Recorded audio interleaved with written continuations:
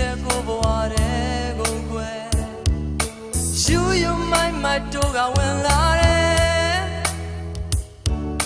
ချစ်ကလွယ်လို့မင်းတွေပါမှမရှိ